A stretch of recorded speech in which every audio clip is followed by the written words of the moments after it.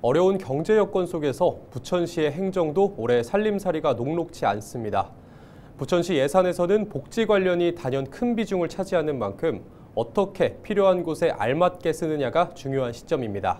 챙겨야 할 현안과 민원도 많은데요. 광래겸 부천시의회 행정복지위원장을 만나봅니다.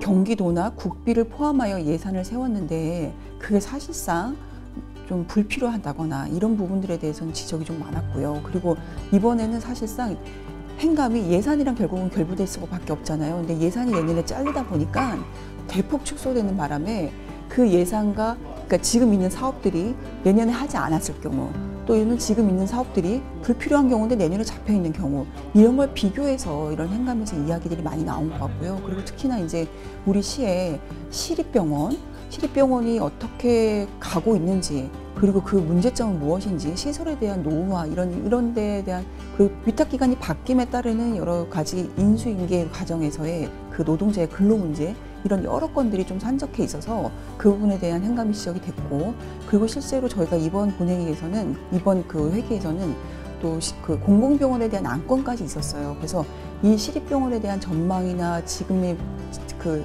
축적되어 있는 문제점, 과제들이 앞으로 있을 공공병원에 대한 조례나 이런 것들이 다 연결되어 있기 때문에 그것들이 좀 총망라해서 있었던 것 같습니다. 행감에서.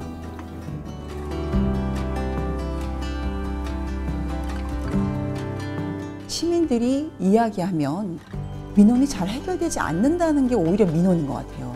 아무리 우리가 넣어도 시가 움직이지 않는다. 그러니까 소통이 되지 않는다는 거죠. 그리고 그 문제 해결이 되지 않는다는 거는 결국 민원을 해결하려다가 그 민원이 또 민원이 되는 거예요. 그러니까 시민들의 고통은 사실 이런 이야기들이 많습니다.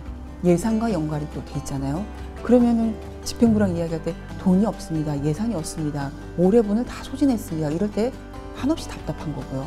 그러니까 어떤 예산을 어떻게 편성해야 되는 문제부터 시작해서 시간이 걸리더라도 하면 돼요. 그러면 그 사유를 설명을 하고 좀 기다려달라고 우리가 이야기할 수 있는 거거든요. 지금 이런 상황이다. 언제까지 해결해 주겠다. 대화를 할 수 있느냐, 소통해 주느냐 이 문제가 제일 관건인 것 같아요.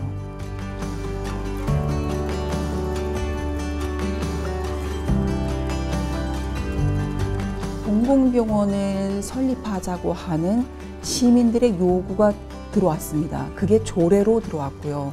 5,400명이 서명을 했어요. 그 주민들이 염원할 때는 그 이유가 있었을 것이라 보고 우리 행정복지위원회에서는 지금 4월 30일까지 그 공공병원에 대한 입장을 조례에 대한 부결이냐 아니면 통과냐 이런 걸로 답을 해야 될 것 같고요. 그게 이제 하나의 이제 큰 과제고요. 행정복지위원회. 그리고 두 번째는 예산이 없어요. 우리가 2조 4천억입니다. 예산이. 그중에 복지 예산이 1조 1천이 넘어가요. 그래서 53% 이미 복지 예산이 많이 넘어갔어요. 그거에 가장 심각한 거는 고령화되는 속도가 다른 시군에 비해서 우리 시가 굉장히 빠르고 그거에 대한 대처가 좀 미흡할 수밖에 없습니다. 너무 빨라서. 그리고 출산율은 다른 시보다 또 떨어져요. 그래서 이런 수급과 조절이 안 되는 이런 부분들에 대해서 사실은 정책적으로 좀 마련할 필요가 있고요. 시민들이 이게 돈이 없어도 체감하지 않도록 그게 내 실생활에 불편하지 않도록 해드리는 게 저희 숙제인 것 같습니다.